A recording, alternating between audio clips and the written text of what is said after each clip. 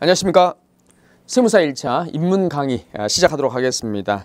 자, 이 시간에 우리 행정법 전체적인 모습을 한번 개관하는 시간을 갖도록 하겠습니다. 여러분 우리가 어떤 산에 등반할 때 산의 전체 모습을 먼저 본 다음에 지도를 가지고 이제 길을 찾아가는 것 아니겠습니까? 그래서 그 숲 전체를 보고 그 다음에 들어가서는 나무 하나하나를 보고 그 열심히 가다 보면 또 내가 어디에 지금 어디 정도 위치에 있는지 또 필요하죠. 그때는 또 숲 전체 모습을 또 볼 필요가 있습니다. 그래서 여러분이 공부하실 때 전체와 부분을 번갈아 가면서 항상 내가 어디쯤에 위치해 있는가 이것을 체크하실 필요가 있습니다. 그런 의미에서 우리 지금 이 시간 보게 되는 개관은 굉장히 중요합니다. 민법 같으면요, 예를 들어서 민법 같으면 개인과 개인의 어떤 문제를 다루기 때문에 뭐 그렇게 복잡하지는 않는데요. 일단 우리 행정법은 출발부터 좀 복잡합니다. 왜 그러냐면 자, 시작이 국가와 나, 그리고 나와 또 다른 어떤 일반인, 이런 어떤 삼각 구조이거든요. 엄밀히 말하면 국가와 나와 이웃, 제3자 이런 그림이기 때문에 여러분이 처음 시작할 때 이게 뭐지? 또 이렇게 할 수 있습니다. 그런데 일단 막상 설명 들어보면 이 행정법이라고 하는 것은 결국은 국가와 나입니다. 국가와 나 이런 구도로 되어 있어요. 그래서 이 구성에 대해서 우리가 일단 이해할 필요가 있다. 제가 누군가를 사귈 때는 그 사람에 대해서 기본 어떤 인적 사항을 알고 그 다음에 더 들어가서 그 사람의 어떤 좋아하는 음식이랄지 그 사람의 생활 패턴이랄지 그 사람의 것들을 하나씩 알아가는 거 아니겠습니까? 공부도 마찬가지입니다. 우리 행정법을 지금 접근하는데 일단 얼굴이나 체형을 알아야 되겠죠. 알고 나서 얘가 어떻게 생활하고 있고 어떤 생각을 하고 있고 어떤 제도를 두고 있고 어떤 시스템으로 굴러가고 이런 것들을 우리가 이제 알게 되는 것이죠. 그죠? 네. 자, 그래서 여러분 입문 강의는 교재가 있습니다. 여러분 지금 교재를 아마 받아 보셨을 텐데 그 보시면 먼저 그림이 나오죠. 보시면 우리 법을 우리가 구분할 때 사법과 공법으로 구분합니다. 이 사법이라고 하는 것은 개인 사자입니다. 개인 사자. 재판하는 법인 사법, 행정, 입법, 사법 할 때 이 사법이 아니라 여기서 말하는 것은 사법입니다. 개인 사자를 써서 개인 간에 적용되는 법 이런 말이죠. 개인 간에 적용되는 법. 개인과 개인. 이 관계를 규율하는 법이 민법이 있고 상법이 있지 않습니까? 네. 자, 이런 사법, 개인과 개인 간에 적용되는 법. 그 다음 사법과 이제 대비되는 게 공법이 있습니다. 공법. 뭐 국가 등과 개인 간에 적용되는 이런 법. 이걸 뭐라 한다? 크게 우리가 공법이랍니다. 국가와 나와의 관계를 규율하는 법이 뭐라고요? 공법이라고요. 그럼 여러분 행정법은 사법과 공법 중에 자, 어디에 해당합니까? 당연히 공법에 해당하죠. 행정법 하면요, 국가가 늘 등장합니다. 국가나 지자체가. 아시겠죠? 자, 그래서 우리 행정법은 공법이다. 자, 공법이다. 그래서 그림이 이렇게 돼요. 국가나 지자체가 위에 있고요. 그 다음 우리 국민이 여기에 있습니다. 국가와 국민의 관계. 이걸 규율하는 게 행정법이라고요. 근데 여러분 또 이것도 있어요. 우리 이제 일반 국민이죠. 국민과 국민. 또 이런 관계로도 우리가 이제 구성을 해볼 수 있는데 국가가 경우에 따라서는 우리 일반 국민의 어떤 그 위치에서 행동을 할 때가 있어요. 국가도 경우에 따라서는 국민처럼 하나의 그 인격체로서 생활할 때가 있다고요. 그러니까 국가가 만약에 그 토지를 가지고 있는데 그 토지를 일반인한테 물론 이제 행정 목적에 사용되는 그 토지나 건물은 처분할 수 없지만 우리 일반 재산 같은 경우는 국가가 그 일반 재산을 우리 일반인처럼 임의대로 처분이 가능해요. 그러니까 일반 재산을 처분할 때는 쉽게 말해서 국가가 하나의 국민입니다. 우리나 똑같은 사람이에요. 그러면 국가가 일반 재산을 팔 때는 누구한테 팝니까? 다른 일반 국민한테 팔겠죠. 그래서 국가가 경우에 따라서는 국민의 위치에 설 때가 있다 이 말이야. 이때는요, 국가와 국민의 관계, 그러니까 국민과 국민의 관계를 규율하는 것이죠. 이해되세요? 국가가 권력기관으로서 역할을 할 때는 상위에 있습니다. 국가와 국민. 근데 경우에 따라서는 국가가 국민과 같은 위치에서 다른 국민과 관계를 맺을 때가 있어요. 그러면 개인과 개인의 이런 그림이 또 그려지겠죠. 그렇죠. 근데 어쨌건 이거는 다 행정법 영역에서 논의하는 겁니다. 이거는 전부 행정법 영역 안에 있는 것들이에요. 만약에 국가가 한 개인과 같은 그런 역할을 하지는 않는다. 국가가 개인과 같은 그런 역할을 하지 않는다라고 하면 이건 지우면 돼요. 그렇지만 현실에 있어서는 우리 국가는 권력기관으로서의 국가도 있지만 한 개인으로서의 국가도 있다. 이해되시죠? 그러면 이 각각의 위치에서 누구와 관계를 맺고 사느냐. 크게 권력기관일 때는 국가는 개인과, 그죠? 만약에 국가가 한 개인처럼 지금 개인의 어떤 위치에 있다라고 하면 이 개인과 개인의 관계, 이 관계가 또 그려진다 이 말이죠. 이해되시죠? 자, 그리고 우리가 이 국가는 당연히 여러분 작용을 합니다. 조금 전에 관계를 맺고 산다고 했죠. 이 관계, 우리 국가는 사조직이 아닙니다. 그렇기 때문에 침묵을 위해서 국민과 뭐 소통하고 이건 아니에요, 당연히요. 행정기관은요, 우리 행정 국가나 국가기관이 있지 않습니까? 이 행정이라고 하는 것은 결국 법을 적용해서 집행하는 곳입니다. 법을 적용해서 집행하는 곳이에요. 그렇기 때문에 이 국가 등은 우리 국민에게 법을 적용한 작용을 하게 되는 거예요. 작용을. 이걸 행정작용이랍니다. 행정법에서 핵심은 작용이에요, 작용. 우리한테 세법을 적용해서 세금을 부과하지 않습니까? 이게 작용이지 않습니까? 갑자기 그 세무서에서 전화 와서 누구 선생님 안녕하세요. 좋은 아침입니다. 딱 이렇게 하면서 왜 전화하셨습니까? 물어보니까 아 그냥요. 아침에 너무 좋아서 공기 상쾌해서 그냥 전화 드렸어요. 이렇게 하진 않지 않습니까? 그렇죠? 국가기관에서 전화가 왔을 때는 항상 부담스럽잖아요, 마음이. 자, 그래서 우리 행정작용이 중요한데 국가 등이 국민에 대해서 일정한 작용을 이렇게 합니다. 작용을 하는데 작용에는요, 크게 우리에게 혜택을 주는 작용이 있어요. 이것을 수익적 작용이라 합니다. 수익적 작용. 예를 들면 우리가 이제 허가 신청을 하면 허가를 해주죠. 특허 신청을 우리가 했을 때 우리 국가에서는 특허를 해줍니다. 이렇게. 허가나 특허나 인가나 이런 것들은 다 우리에게 혜택이 되는 것들이에요. 이런 혜택이 되는 작용을 수익적 작용이라 합니다. 자, 이에 비해서 여러분 우리의 권리를 제한하거나 침해하는 작용이 있습니다. 이것을 침해적 내지는 침익적 작용이라 합니다. 세금을 부과하는 거. 우리 재산을 뺏어가는 거니까 이게 침익이죠. 그죠? 그래서 철거 명령, 대집행, 세금 부과 이런 것들은 전부 침익적 작용이다. 이렇게 합니다. 그리고 수익적과 침익적이 아닌 기타의 것은 이제 손해배상 청구한달지 뭐 이런 것들, 돈을 요구한달지 라고 하는 기타의 작용들이 있습니다. 기타의 작용들. 그러니까 자, 수익적, 침익적, 그리고 나머지는 뭐 기타의 작용 뭐 이 정도로 보시면 되겠습니다. 자, 여러분 우리 지금 여기 행정쟁송이라는 용어를 제가 썼는데요. 원래 행정쟁송하면 불복제도를 말하는 겁니다. 불복제도를 말하는 건데 크게 두 가지가 있죠. 행정심판하고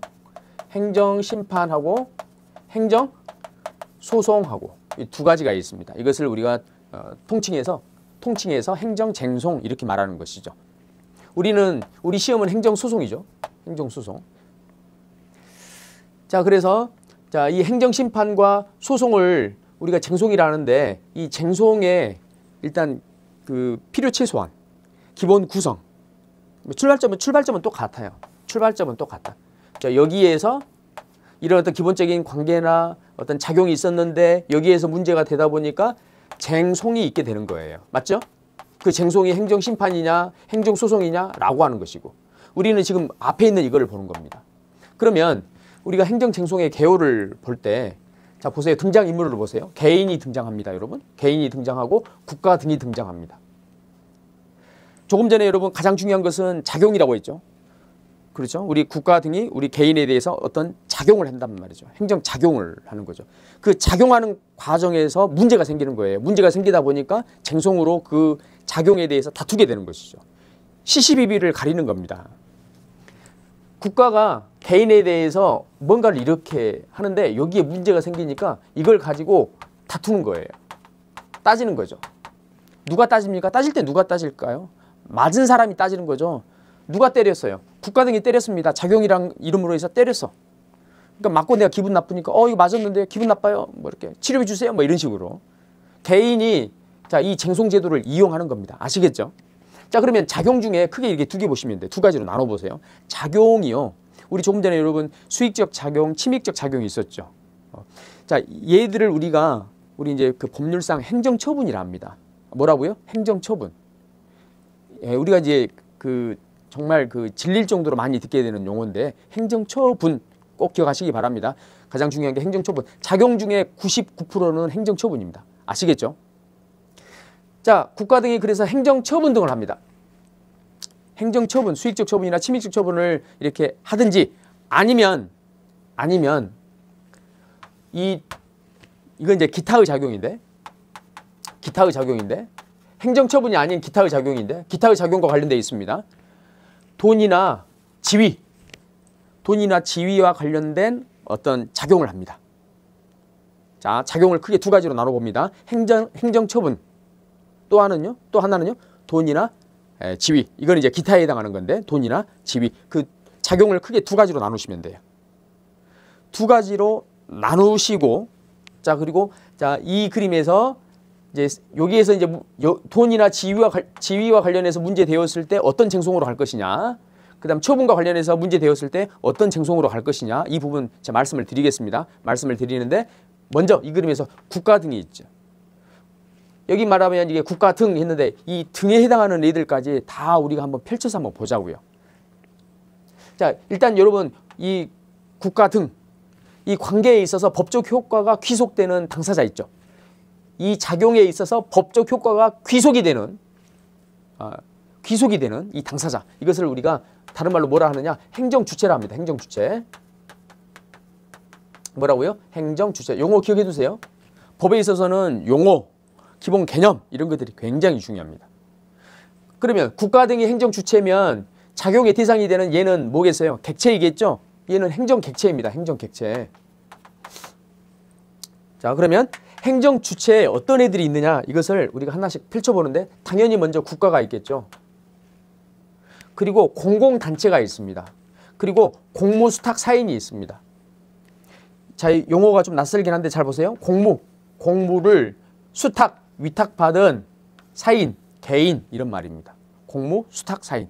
여러분 얘도 한 문제 나오는 부분이에요. 우리가 별거 아닌 것 같은데 무시하기는 어렵습니다. 물론 자주 나오진 않습니다. 그렇지만 나오는 부분이다. 공무, 수탁, 사인. 그러면 행정주체를 크게 우리가 세 가지로 구분합니다. 세 종류의 행정주체가 있다. 기본적으로 일단. 그래서 크게 국가, 공공단체, 공무, 수탁, 사인. 그런데 공공단체에는 또 종류가 있어요.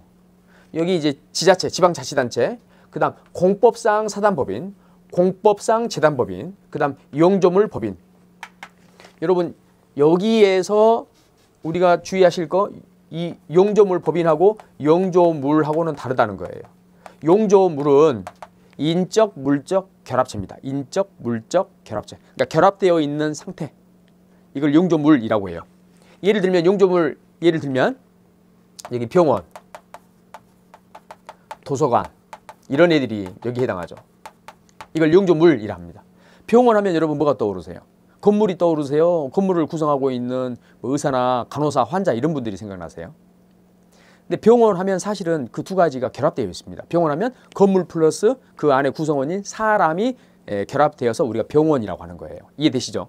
도서관도 마찬가지죠. 도서관 하면 여러분 딱 책이 떠오르죠. 그런데 도서관 하면 책만 있습니까? 아니죠. 도서관을 그 운영해가는 그 구성원들이 있지 않습니까? 그래서 사람 플러스 여기 이제 물건이에요. 사람 플러스 자 물건. 그러니까 이것의 그 사람과 물건의 결합체. 이걸 뭐라 한다? 용조물이라 합니다. 용조물. 그러니까 결합되어 있는 이 상태에는 법인격이 없어요. 행정주체라고 말하지 않습니다. 그럼 여기서 말하는 거 뭐냐면 자 얘들은 행정주체가 아니다. 얘들은 행정주체가 아니다. 행정주체가 되는 것은 법인입니다. 용조물에다가 법인격을 부여한 법인. 이것을 용조물 법인이라고 하는 거예요. 용조물 법인은 법인격이 있기 때문에 행정주체라고 이야기합니다. 얘들은 다 법인격이 있어요. 법인격이 있다. 이해되시죠?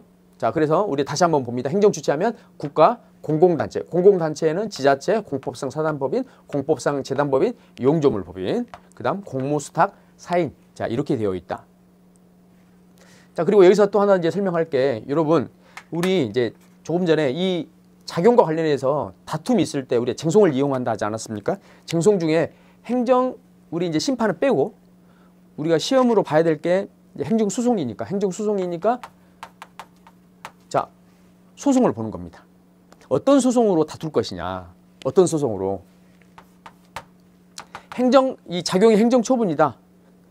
그러면 행정처분에 문제가 있고 나는 그 행정처분에 대해서 다투고 싶다라고 할 때 우리가 행정소송의 그 종류죠. 우리가 이용해야 되는 행정소송의 유형이 있습니다. 어떤 유형의 소송으로 가야 될 것이냐. 이게 이제 문제되는데 행정처분이 이제 문제 있을 때는 우리가 항고소송이라고 하는 걸로 다툽니다. 항고소송으로 우리가 다툰다. 항고소송은 그래서 행정처분을 다툴 때 이용하는 소송의 유형입니다. 여러분 이거 암기해 두셔야 돼요. 물론 이제 나중 가면 너무나 자연스럽고 너무나 기초적인 것이라 뭐 이런 거 이렇게 하겠지만 지금 여러분 시작하는 단계이기 때문에 꼭 기억해 두셔야 됩니다. 행정처분을 다툴 때는 항고소송으로 간다. 그러면 여기 나와 있는 돈, 지위, 돈이나 지위를 다툴 때에는 뭘로 간다? 돈이나 지위를 다툴 때는 당사자 소송으로 갑니다. 당사자 소송으로 간다. 당사자 소송은 구성을 똑같이 해야 되니까 당사자 소송은 돈이나 지위와 관련해서 문제가 생겼을 때 그때 다툴 때 우리가 당사자 소송을 이용한다. 이렇게 기억하시면 됩니다. 이 두 가지 기억해 두세요. 우리 행정소송하면 기본적으로 항고소송이 있고 당사자 소송이 있다. 항고소송은 어떨 때 우리가 활용할 것이냐. 행정처분에 대해서 다툴 때 항고소송으로 간다. 돈이나 지위에 대해서 다툴 때 당사자 소송으로 간다. 이렇게 보시면 되겠어요. 아시겠죠? 네. 그래서 행정주체와 행정객체 간의 이 행정작용에 대해서 다툼이 있었을 때 우리가 이용할 수 있는 소송의 종류, 소송의 유형하면 항고소송과 당사자 소송이 있다. 이렇게 기억하시면 되겠다. 뭐 이 정도는 여러분 어렵지 않죠? 그죠? 네. 자, 그 다음 우리 이제 용어를 꼭 우리가 봐야 되는 용어를 정리할 건데 이거 굉장히 중요합니다. 우리 수학할 때 여러분 우리 어렸을 때 초등학교 2학년이나 3학년 때 구구단 외우셨잖아요. 물론 좀 머리 좋으신 분들은 그 전에 이미 뭐 구구단을 외자 이렇게 하면서 다 외우셨을 건데 우리 행정법에 있어서 그 필요 최소한입니다. 이 용어들 굉장히 많이 나오죠. 그렇기 때문에 여러분 교재에는 제가 내용을 좀 자세하게 써드렸어요. 그러니까 여러분 자료를 보면서 이 내용을 들으시면 되겠습니다. 먼저 기본 그림, 항상 그림이 이렇게 나옵니다. 국가 등이 있고 국민, 우리 내지는 우리 개인이 있죠. 개인이 있고 여기에 행정작용을 합니다. 그죠? 네. 행정작용을 하는데 이 행정작용에 우리가 이름을 붙여준 거예요. 행정작용에 이름을 붙여줬어. 작용을 하는데 예를 들면 한 사람이 있고 그 특정인 한 사람이 있고 내지는 그 사람이 아닌 다른 일반인 많은 사람들이 있겠죠. 불특정 다수인 한 사람을 대상으로 하는 작용이 있겠고 불특정 다수인을 대상으로 하는 작용이 있을 겁니다. 그쵸? 그러면 한 사람을 대상으로 하는 특정인을 대상으로 하는 우리가 행정작용이다. 그 작용에는 우리가 개별이라는 용어를 써줘요. 개별적 작용 뭐 이 말이죠. 개별이라는 용어를 써줍니다. 그러면 불특정 다수인을 대상으로 하는 작용이다. 여러분 횡단보도 설치했다. 횡단보도 설치했다는 건 뭐예요? 이것도 작용이거든요. 작용인데 사실 여기에는 어떤 것이 함의 되어 있습니까? 우리 많은 사람들한테 이 횡단보도를 이제 이용하셔도 됩니다. 그죠? 이 말 아니겠습니까? 횡단보도를 설치할 때 이것은 특정인한테 하는 이야기가 아니라 불특정 다수인한테 하는 이야기예요. 불특정 다수인을 겨냥하는 이 행정작용에 우리가 일반이라는 용어를 써줍니다. 일반. 아시겠죠? 개별. 특정인을 대상으로 한다. 개별. 불특정 다수인을 대상으로 한다. 그러면 우리가 일반이라는 용어를 써줘요. 일반. 이건 공식입니다. 약속이에요. 이미 약속을 해놨어요. 이렇게. 네. 자, 사람을 가지고 이렇게 우리가 구분할 때 개별, 그 다음 일반, 그 다음 이제 사건을 놓고 우리가 볼 때 이 개인에게, 그러니까 이 우리 국민에게 벌어진 사건이 있는데 벌어진 이 사건 중에서 특정 사건. 특정 사건을 대상으로 하는 우리 행정작용이 있겠죠. 무단횡단을 했습니다. 무단횡단이라고 하는 이 하나의 사건이 있죠. 내지는 과속을 했습니다. A라는 사람이 과속을 했어요. 그러면 그 과속했다는 하나의 사건이 있죠. 범칙금을 부과할 거 아닙니까? 네. 특정 사건을 대상으로 하는 이 행정작용에 우리가 어떤 용어를 써주느냐. 구체라는 용어를 써줍니다. 구체. 또는요. 앞으로 이 광장에서는 데모해서는 안 됩니다. 집회해서는 안 됩니다. 라고 해서 통고를 합니다. 누구든지 여기에서는 자 여기 집회를 해서는 안 됩니다. 그러면 여러분 불특정 다수인한테 알리는 것이면서 동시에 앞으로 발생하는 많은 불특정 다수의 사건들 지금 여기 하지 말라는 거 아니에요. 집회라고 하는 것 한 번 열릴 때마다 하나의 사건이니까 여기서 뭐 한 5년 동안 여기에서는 절대 이제 집회가 금지됩니다. 이렇게 했을 때 예를 들면 그러면 금지가 없었을 때 여기 집회 우리가 이제 계속 있었을 거 아니에요. 많은 집회들이 이제 있겠죠. 그죠? 근데 이걸 금지를 하는 거죠. 그러면 금지라고 하는 것은 불특정 다수의 사건을 대상으로 하는 것이죠.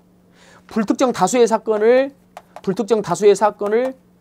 대상으로 할 때 이 행정작용을 우리가 추상이라 합니다. 이해되시죠? 추상. 네. 그러면 이제 한번 대입 한번 해봅시다. 우리가 응용을 한번 해봅시다. 횡단보도를 설치를 했어요. 조금 전에 횡단보도를 설치했다. 이거 행정작용입니다. 그러면 이 설치했다는 것은요. 불특정 다수인에게 사람에게 하는 이야기죠. 이용하십시오. 그죠? 네. 불특정 다수인에게 하는 이야기고 그 다음 횡단보도 설치했다. 그 특정 장소에 설치를 한 거거든요. 여러분. 특정 장소에.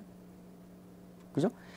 그 예를 들면 무등로 몇 번에 이걸 설치를 했다. 예를 들면 그러면 그 하나의 장소에 설치했기 때문에 하나의 사건이 되는 거예요. 불특정 다수의 사건이 아니라 하나의 사건이 되는 겁니다. 그죠? 특정 사건입니다. 그러면 이 횡단보도 설치한 것을 우리가 이 용어를 이용해서 표현해 보자면 어떤 작용이라고 할 수 있느냐? 자, 여기죠. 일반. 불특정 다수인이니까. 일반. 그 다음 특정 사건이니까 구체죠. 일반 구체적 작용. 이렇게 표현할 수 있어요. 이해되시죠? 네. 또 하나 들어볼까요? 제가 김동진이라는 사람이 제가 특허를 실제 7개 가지고 있습니다. 특허를 뻥이 아니라 실제 제가 그래 가지고 있다고요. 자, 그러면 제가 특허를 지금은 그래 받았지만 특허를 제가 신청을 한다 칩시다. 특허를 신청을 했다.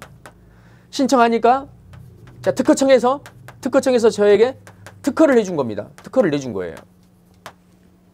그러면 이 특허는요. 행정작용인데 우리가 이 용어를 이용해서 한번 표현해 보자면 어떤 작용입니까? 김동진이라고 하는 개인이죠. 개별이죠. 개별이고 사건으로 치면 불특정 다수의 사건입니까? 아니, 저는 하나씩 신청을 해서 하나씩 특허를 받을 거야. 그러니까 구체죠. 특정 사건이니까. 개별 구체적 작용. 자, 이렇게 표현한다는 거예요.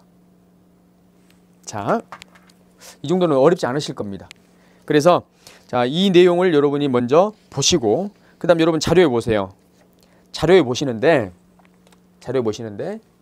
자, 제가 지금 이제 뭘 설명드릴 거냐면 기본적인 내용은 설명을 드렸고 자, 이 지금 제가 이렇게 구분했지 않습니까? 이것을 정리를 한번 이렇게 할 겁니다. 정리를 할 건데 경우의 수가 지금 4가지잖아요. 우리가 이제 작용의 대상입니다. 작용의 대상인데 여기는 사람, 여기는 사건. 그래서 이 사람, 여기는 사람, 특정인, 불특정 다수인, 여기는 사건, 특정 사건, 불특정 다수의 사건. 자, 우리 특정인에 대한 것은 우리가 개별이라는 용어를 썼죠. 개별. 여기는 일반. 특정. 여기는요. 여기 구체. 불특정은 추상이라는 용어를 썼어요. 지금 작용, 행정작용에 우리가 이름을 붙여줄 겁니다. 그래서 예를 들면 특정인과 특정 사건에 대한 작용이다 하면 개별, 구체적인 작용 이렇게 표현합니다. 불특정 다수인에 대한 자, 특정 사건. 불특정 다수인의 자, 특정 사건. 그러면요. 일반, 구체적 작용 이렇게 이야기를 하죠. 자, 이제는 특정인인데 특정인에게 발생하는 불특정 다수의 사건을 대상으로 했다. 그러면요. 이것은 개별, 추상적 작용, 개별, 추상적 작용 이렇게 이야기를 합니다. 이 부분이 있죠. 불특정 다수인과 불특정 사건을 대상으로 했다. 이때는요. 일반, 추상적 작용 이렇게 얘기를 합니다. 일반 추상적 작용. 그런데 기억하실 거 일반 추상적인 작용에는 한 가지밖에 없어요. 일반 추상적인 작용에는 한 가지밖에 없습니다. 그게 뭡니까? 입법 작용. 입법 작용.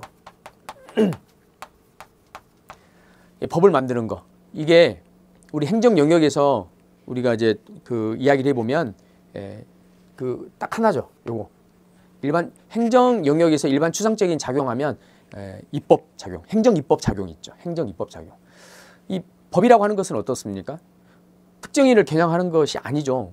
우리 국민들을 대상으로 해서 만드는 게 법이지 않습니까? 그리고 앞으로 발생할 많은 사건들을 대상으로 하는 게 법이에요. 그렇기 때문에 이 행정 입법이 바로 불특정 다수인을 대상으로 하고 동시에 불특정 다수의 사건을 대상으로 하는 일반 추상적인 작용이다 이렇게 표현할 수 있습니다. 자, 그래서 입법 작용은 이렇게 그러니까 일반 추상적인 작용은 입법 작용이다 이렇게 하나 딱 정리하시면 끝. 네.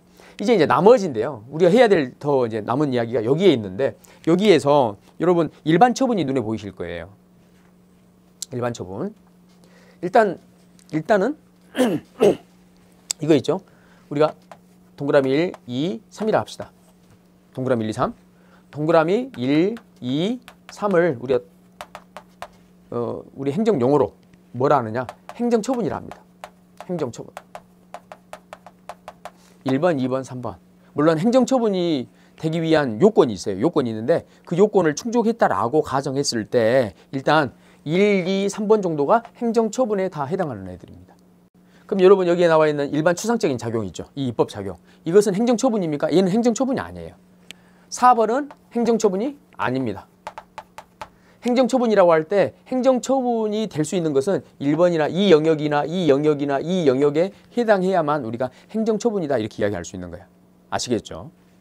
자, 이 세 개 중에서 지금 우리가 봐야 될 것은 2번입니다. 이 2번 있죠. 2번에 해당하는 것을 우리가 법률 용어로 일반 처분이라 합니다. 일반 처분. 일반 처분. 이거 시험에 나오는 것이라 제가 설명을 또 드리는 거예요. 자, 일반 처분은요. 여러분 우리 표 보세요. 2번. 일반 처분의 종류. 일반 처분은 그 처분의 직접적 규율 대상이 사람인가 물건인가에 따라서 대인적 일반 처분과 물적 행위로서 자, 일반 처분으로 구분한다. 그러니까 얘는 대인적 일반 처분과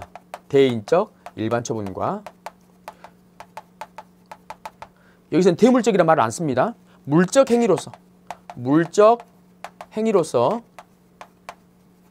일반 처분 이렇게 써요. 이 용어 여러분 이 용어 기억해 두세요. 여기 갑자기 물적 행위로서 대신에 대물적 이렇게 쓰면 여러분 분명히 헷갈리고 틀릴 겁니다. 자, 대인적 일반 처분과 물적 행위로서 일반 처분 두 가지로 나눈다. 그래서 그러면 대인적 일반 처분은 무엇이냐? 동그라미 기억본 보세요. 개념. 구체적 사안과 관련하여 일반적 기준에 따라서 결정되거나 결정될 수 있는 불특정 다수인을 대상으로 하는 행정행위이다. 그 예 있죠. 대인적 일반 처분의 예로서는 특정일, 특정 시간 및 특정 장소의 집회 행위의 금지 조치, 일정 시간 이후에 통행 금지 조치 등을 들 수 있다. 여러분, 특정일이나 특정 시간, 자, 특정 장소에서의 집회 행위 금지 조치. 한번 이거 한번 생각해 보세요. 그러면 자, 이 광장에서 앞으로 토요일 자, 오후 자, 1시, 13시 이후로는 뭐 집회가 금지됩니다. 집회 금지됩니다. 자, 이 금지 조치가 있었어요. 이게 자, 어떤 작용이냐? 우리 일단 조금 전에 1, 2, 3, 4 있었는데 이게 어디에 해당하느냐? 한번 봅시다. 불특정 다수인을 대상으로 하니까 그죠? 이게 일반이죠, 일반인데 그러면 자, 이게 불특정 다수의 사건이냐 아니면 특정 사건이냐라고 하는 거예요. 근데 여러분 이거는요. 자, 이거는 이렇게 보시면 돼요. 이게 그 장소나 시간이나 이런 게 다 구체화되어 있죠. 그죠? 그러니까 이번 주 토요일 이렇게 한번 해봅시다. 이번 주 토요일 13시부터 자 24시까지는 집회가 금지됩니다. 이렇게 금지를 했다 칩시다. 그러면 이게 추상적인 것 같지만 사실은 이게 하나로 이렇게 우리가 구체화시킬 수 있는 거죠. 그러잖아요. 범위가 그러니까 이게 시간이 이렇게 장시간이긴 하지만 이 시간은 이게 제한적이지 않습니까? 제한적이기 때문에 하나의 사건으로 우리가 이것을 구체화시킬 수가 있어요. 그죠? 막연히 앞으로 막 그 한 10년 동안 요 사이에 일어나게 될 집회 이렇게 하면 불특정 다수의 사건이 되는데 이게 구체화시켜서 범위를 제한시켜 놨어. 그러면 그 제한된 범위 내에서는 그게 하나의 사건으로 취급이 됩니다. 그러니까 이거는 지금 하나의 사건이야. 그러니까 우리가 구체인 거죠. 구체. 그러니까 일반 구체적인 작용이니까 이게 지금 일반 처분인데 지금 여기 이것의 이 일반 처분의 직접 대상이 누굽니까? 그 장소 땅에 대해서 지금 여기 포인트를 두고 있는 거예요? 아니면 그 불특정 다수인한테 지금 포인트를 두고 있는 거예요? 직접 대상이 뭐예요? 누구한테 이거 하지 말라는 거죠? 사람들한테 하지 말라는 것이죠. 사람들 너희들아 여기서 절대 이제 집시하면 안 돼 일단. 그죠? 사람이 직접 대상인 것이죠. 그래서 일반 처분 중에서도 사람을 직접 대상으로 했을 때에는 처분의 직접 대상이나 목적이 사람일 때에는 이것을 우리가 대인적 일반 처분이다 이렇게 이야기를 해요. 대인적 일반 처분. 그러면 밑에 나와 있는 물적 행위로서 일반 처분. 자, 이거 한번 봅시다. 개념 보세요. 물건의 규율을 내용으로 하는 행정행위로서. 밑줄 물건의 규율을 내용으로 하는 행정행위로서. 물론 그 여기 물적 행위로서 일반 처분도 듣는 것은 사람이야. 사람이긴 한데 듣는 건 사람인데 그 처분의 직접 목적이 물건의 규율을 내용으로 하는 거예요. 물건의 규율을 내용으로 하는 것. 그래서 직접적으로는 물건의 성질이나 상태를 규율하면서 이를 통해서 사람에 대해서는 간접적인 법적 효과를 미치는 행위를 우리가 물적 행위로서 일반 처분이라 합니다. 자, 그래서 물적 행위로서의 그 물적 행위의 예로서 이게 있죠. 여러분 도로의 공용 개시 행위. 도로 공사를 했습니다. 공사할 때는 통행하면 안 되죠. 그런데 이제 다 끝났어요. 그래서 개통을 합니다. 통행하라는 거예요. 그러면 여러분 공용 개시 행위 이 말은요. 대상이 되는 것은 불특정 다수인입니다. 분명히 사람한테 지금 이용하셔도 됩니다. 라고 하는 거지만 그 직접이 되는 건 뭡니까? 이건 도로입니다. 이것의 성질은 도로야 도로. 도로라고 하는 게 목적이야. 도로이기 때문에 우리 사람들은 이용할 수 있는 것이고요. 그죠? 그러니까 이 물건의 상태를 규율하는 거야. 도로 그 공용 개시 행위는요. 맞죠? 자, 그래서 사람에 대해서 물건 규율이 직접이고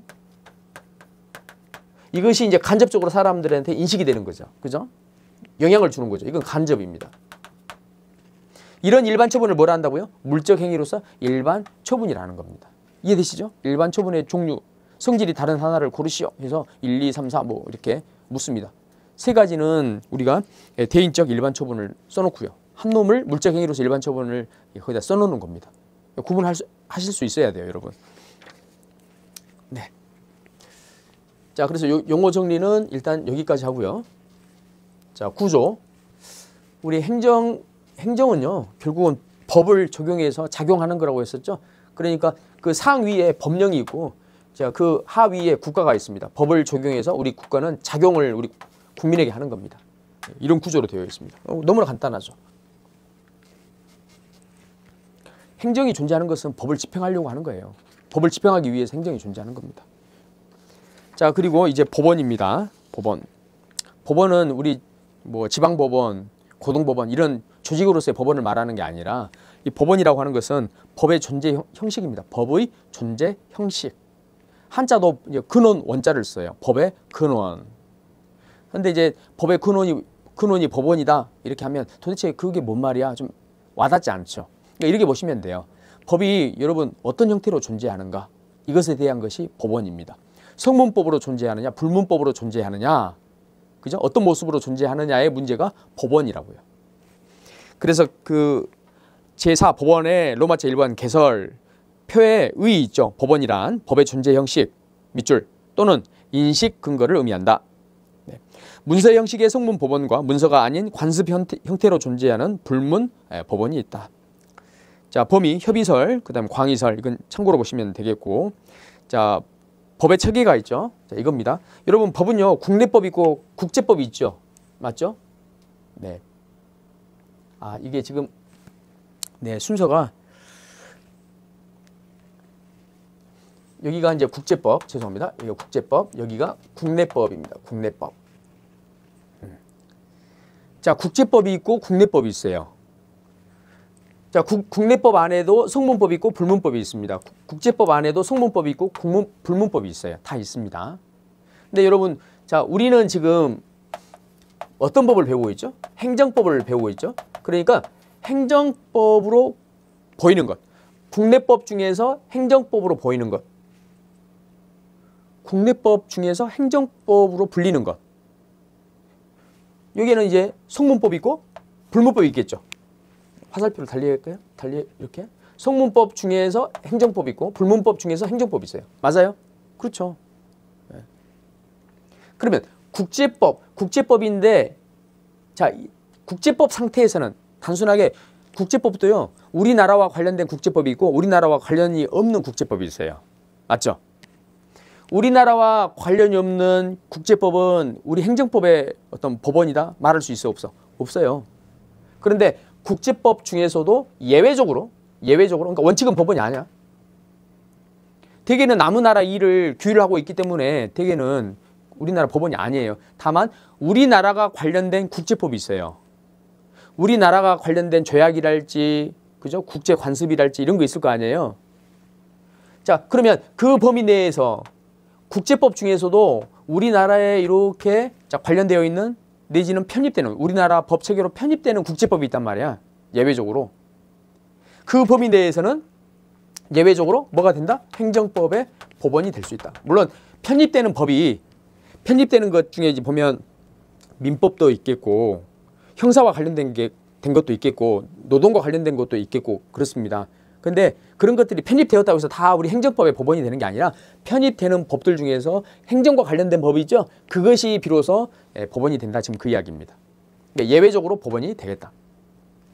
자, 이 전체적인 그림을 먼저 여러분이 기억을 하시고 이해를 하시고, 자, 그러면 일단 법원이 되는 국제법입니다.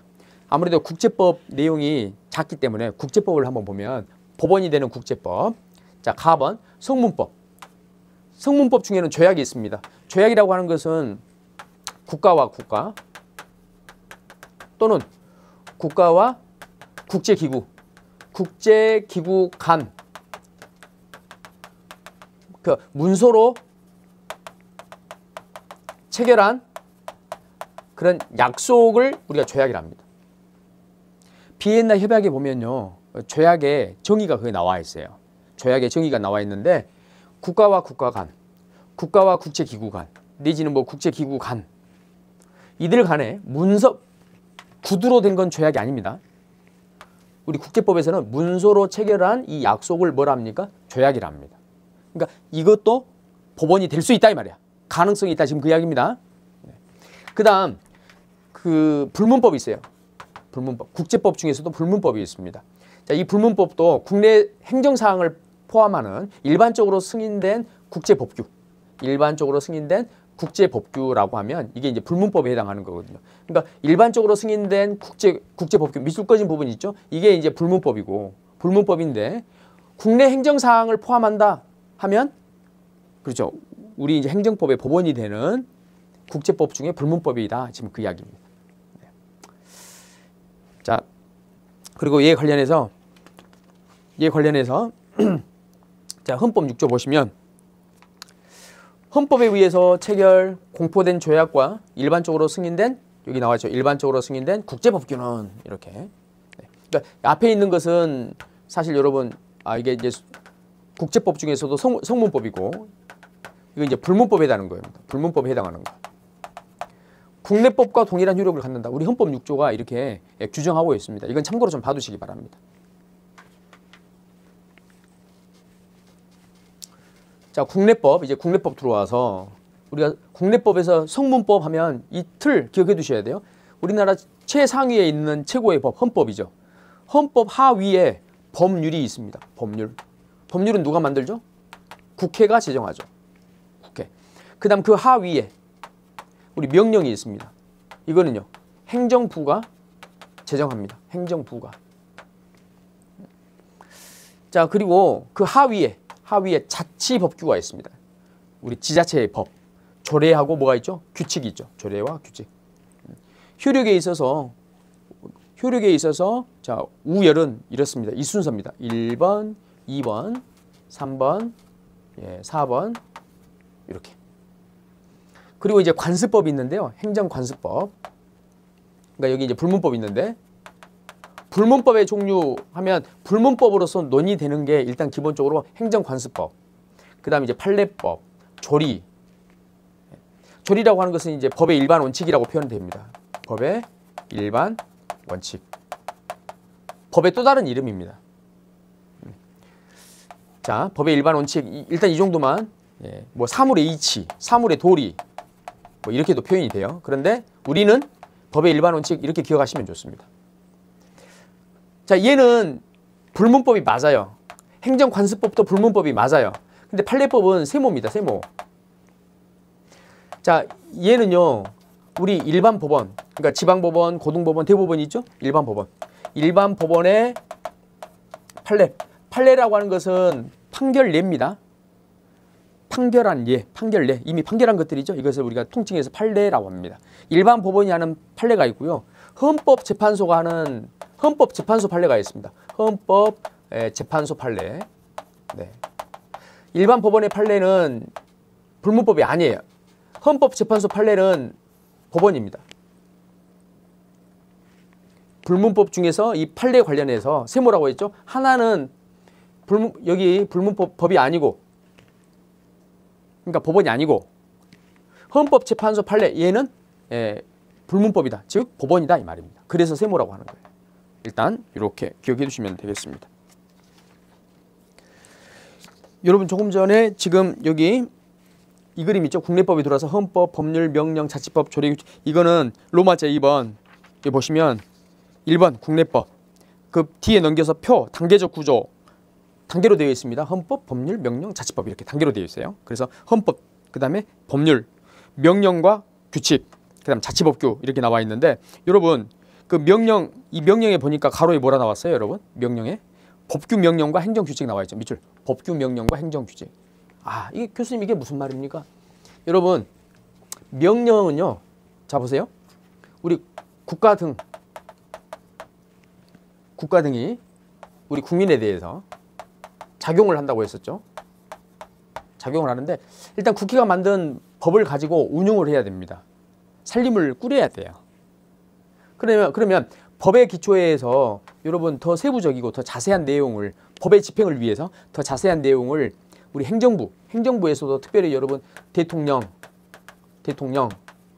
총리령, 그다음 각 부령, 대통령이 재정권자일 때 우리가 이것을 대통령령이라 합니다. 대통령령을 자 다른 말로 시행령이라 합니다. 시행령. 총리령, 부령을 다른 말로 시행규칙이라 합니다. 시행규칙. 자, 얘들의 특징은 뭐냐면요. 대통령령이나 총리령, 부령 얘들의 특징은 우리 국민의 권리를 제한하거나 우리 국민에게 의무를 부과하는 성질이 있습니다. 그러니까 국민에게 직접 영향을 줘 안 줘요? 국민에게 영향을 주는 겁니다. 앞으로 여러분 영향을 준다 이 말은 권리를 제한하거나 우리 국민의 권리를 제한하거나 또는 국민에게 의무를 부과한다 이 말입니다. 이거나 이것 중에 하나였을 때 영향을 준다 이렇게 표현하는 거예요. 그러면 영향을 주는 우리가 이 법 있지 않습니까? 영향을 주는 이런 규범들, 이 규범이라고 하는 것은 일단 여러분 약간 포괄적인 개념인데요. 넓은 개념인데 규범이라고 하는 것은 결국은 약속을 말하는 겁니다. 약속을 통칭해서 우리가 규범이라고 하는 거예요. 규범. 도덕규범, 법규범 할 때 이 규범이라고 하는 것은 다 합의가 된 것들입니다. 약속입니다. 약속인데 국민에게 영향을 미치는 규범, 국민에게 영향을 미치는 이 규범을 법규라 합니다. 법규는요. 직접 영향을 주는 규범 이런 말입니다. 그럼 법률은 당연히 영향 주니까 법규에 해당하죠. 문제는 여러분 이 명령이 직접 영향을 주느냐 국민에게 주기도 한단 말이에요. 그러면 얘들은 직접 영향을 주기 때문에 얘들을 우리가 통칭해서 뭐라 하느냐 법규 명령이라고 하는 겁니다. 교수님 그러면 명령 중에서도 법규 명령이 아닌 것도 있습니까? 그렇죠. 여러분 행정부가 일을 한다니까요. 국가 등이 예를 들면 일을 해요. 자, 이 그림에서 이 국가 등이 작용을 하죠. 작용을 하는데 국가 등이 상위 법률을 적용해서 직접 뭐 세금을 부과한다 할지 그럴 수도 있죠. 그죠? 네. 그래서 이제 우리 세법의 그 시행령이랄지 세법의 시행 규칙이 있을 수 있잖아요. 그럼 세법처럼 시행령이나 시행 규칙이 직접 우리 국민에게 영향을 줘요. 그런데 대외적으로 이렇게 영향을 직접 줄 수 있는 뭐 예를 들면 세법이랄지 시행령이랄지 이런 것들은 직접 영향을 주는 거니까. 국민과의 관계에서 적용되는 법 이렇게 생각하시면 되겠죠. 규범 이렇게 생각하시면 되겠죠. 근데 내부적으로 이 행정이라고 하는 것은 대단히 범위가 넓죠. 그죠? 그래서 그리고 이제 범위가 넓고 사람도 전국에 다 이제 공무원들이 다 전국에 다 퍼져 있지 않습니까? 그러면 이 하나의 어떤 세법이나 거기 그 하위의 시행령이나 시행 규칙 이걸 놓고 보더라도 조금 더 그 현장에서 일을 할 때 이게 좀 더 구체화될 필요가 있어. 일 처리할 때 하나의 기준이 만들어질 필요가 있어. 저 강원도에 있는 세무공무원하고 충청도에 있는 세무공무원이 똑같은 법을 적용했는데 나오는 그 금액이 달라. 부과해야 될 세금이 달라. 그러면요. 이건 지금 일관성이 없기 때문에 이제 어떤 우리 국민이 신뢰하지 못한다. 신뢰의 어떤 문제로 넘어가게 돼요. 그죠? 이것은 행정에 있어서 바람직하지 않습니다. 그러면 행정기관이 뭐 전국적으로 퍼져 있긴 하지만 결국 행정에 있어서는 일관성이 필요해요. 그죠? 일관성이 필요하죠. 그래서 그 일관된 이 법 집행, 행정을 위해서 뭘 하느냐? 사무처리 기준 같은 걸 만들어요. 내부에서 사무처리하기 위한 사무처리 기준을 만들어. 사무처리 기준을 마련하는데 사무처리를 위해서 내부적으로 이 마련해 둔 것을 행정규칙이라 합니다. 행정규칙. 행정규칙 또는 행정명령. 행정명령이라는 용어를 여기에 써요. 얘들은 국민을 제한하는 게 아니라 국민에게 영향을 주는 게 아니라 말 그대로 내부적으로 일처리를 하기 위해서 만든 하나의 교재입니다. 교재. 그러니까 얘한테는 여러분 우리가 법규란 말을 쓰면 돼, 안 돼? 안 되죠. 얘들은 법규가 아니에요. 법규는 국민에게 영향을 줘야 되는데 행정규칙이나 행정명령은 사무처리를 위해서 내부적으로만 두고 있는 겁니다. 아시겠죠? 그래서 이 교재에 보면 법규 명령과 행정규칙이 둘로 나눴죠. 명령을 그게 둘로 나눈 거예요. 국민에게 영향을 주는 법규 명령, 자체적으로만 쓰는 행정규칙 또는 행정명령 이 둘로 이렇게 나누는 겁니다. 이해되시죠? 네. 자, 그 다음 제 박스 밑에 보시면 법률 충돌 시 해결 방안이 있죠. 법끼리 서로 내용이 충돌하는 경우 있습니다. 예, 그때 해결을 어떻게 하느냐?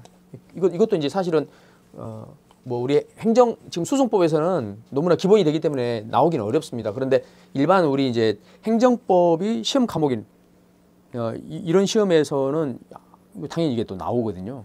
그래서 자, 법을 우리가 구분을 할 때 일반법이 있고 특별법이 있어요. 일단 기본적으로. 그러면 이제 예를 들면 민법 같은 경우는요. 우리 일반인의 생활 전반을 규율합니다. 생활 전반을 규율하는 일반적인 포괄적인 내용을 정하는 법을 우리가 일반법이라고 해요. 일반법. 근데 특별히 우리가 이제 그 일반 생활 영역 이거는 뭐 대략적으로 쭉 전체를 다 이제 규율하는 것이고요. 그런데 그 어떤 생활 영역 중에서 좀 더 이제 세분화해서 규율해야 될 필요가 있는 영역들이 있겠죠. 이 중에서 예를 들면 상인들이 거래한다. 근데 이 사람들이 지금 그 거래하는 관계를 맺고 있는 이 영역은 대단히 복잡해요. 그래서 일반 민법으로 해결이 돼, 안 돼? 안 돼. 그리고 상인들은 상인들의 언어가 있어. 상인들도 같은 우리 일반인이긴 하지만 상인이라고 하는 독특한 특색을 가지고 있단 말이에요. 그래서 이 영역을요, 특별히 이 영역을 위해서 법을 하나 만들어요. 이게 상법입니다. 그럼 상법이라고 하는 것은 일반법 안에 특별 영역에서 따로 만든 법이죠. 그래서 이건 특별법에 해당하는 겁니다. 특별법. 그러면 법이 충돌을 해요. 법이 충돌하는데 자, 일반법하고 특별법이 충돌한다? 무조건 특별히 우선입니다. 무조건. 개정된 시기 따지지 않습니다. 무조건 특별법이 우선이에요. 됐죠? 법이 충돌할 때 특별법과 일반법이 충돌할 때는 특별법이 우선한다. 그 다음 여러분 예를 들면 일반법이나 특별법 안에서도 일반법, 특별법 각각이요. 각각. 일반법도 일반법 안에서는 먼저 만들어진 법이 있고 나중에 만들어진 법이 있죠. 그러니까 전에 만들어진 법 구법이라고 나중에 만들어진 법 신법이라 합니다. 특별법 안에서도 처음에 만들어진 법이 있겠고 나중에 만들어진 법이 있겠죠. 그죠? 그러니까 이 일반법 안에서 서로 법이 충돌하는데 충돌했을 때는 누가 먼저 만들어졌느냐에 따라서 그 우위를 결정합니다. 신법과 구법이 충돌할 때는 신법이 우선합니다. 신법 우선의 원칙이라 합니다. 이것을. 특별법 안에서도 여러분 그 구법과 신법이 충돌한다 하면 신법이 우선인 거죠. 아시겠죠? 네, 공식은 두 가지입니다. 간단해요. 자, 네, 그리고 뒤로 넘기시면 이제 국제법이 나오죠. 국제법은 참고만 이렇게 쭉 하시면 되겠습니다. 참고하시면 되겠고 뒤로 또 넘기시면 로마자 3번에 행정법에 불문법원이 있습니다. 불문법원이 있는데 먼저 행정관습법. 여러분 관습이라고 하는 것은 오래된 관행이 있죠. 관행이 있고 관행 후에 이것을 우리 국민들이 아 이거 법이다 라고 그렇게 인식해주면 그게 행정관습법이 되는 거야. 그래서 성립요건 보세요. 반복된 관행이 필요합니다. 그리고 법적 확신이 필요합니다. 이 법적 확신은요. 국가가 하는 확신이 아니라 일반인이 하는 확신입니다. 일반인이 하는 확신. 국가가 승인하는 거 이건 요건이 아닙니다. 그리고 이제 관습법은요. 우리 성문법 있죠. 성문법도 법이요. 관습법도 법인데 이 둘이 충돌할 때는 어떤 게 더 우위에 있느냐. 대법원하고 우리 다수설은요. 당연히 성문법이 더 우위에 있고 이 관습법은요. 보충적 효력이 있습니다. 보충적 효력. 그러니까 성문법의 내용이 없었을 때만 보충적으로 이 관습법이 적용이 된다 이 말이에요. 아시겠죠? 네, 그 정도 보시면 되겠어요. 그 다음 이제 판례법이 있는데 판례법은 여러분이 한번 보시기 바랍니다. 일반 법원의 판례는 법원이 아니다. 헌법재판소의 판례는 법원이다라고 하는 거. 그 내용. 제가 강조했던 것들은 제가 강조한 만큼 자세히 보시고 이거 한번 참고로 읽어보십시오라고 하는 것은 시간 날 때 한번 읽어보시기 바랍니다. 네. 그리고 조리가 있어요. 조리를 다른 말로 행정법의 일반 원칙이라 합니다. 여기서 볼 거는요. 행정법의 일반 원칙. 즉 조리의 종류가 있어요. 조리의 종류가 있는데 진한 글씨 나와 있죠. 비례보호 원칙, 신뢰보호 원칙, 평등의 원칙, 자기구속의 원칙, 부당결부 금지 원칙 있죠. 조리에는 이런 것들이 있다. 이 정도로 일단 봐두시기 바랍니다. 네. 자 이렇게 해서 일단 이 시간 우리가 개관을 봤고요. 다음 시간에는 우리 조금 전에 봤던 법규 명령 있죠. 법규 명령에 대해서 보도록 하겠습니다. 여러분 복습 잘 하시기 바랍니다. 네, 이 시간 여기까지 하겠습니다. 수고하셨습니다.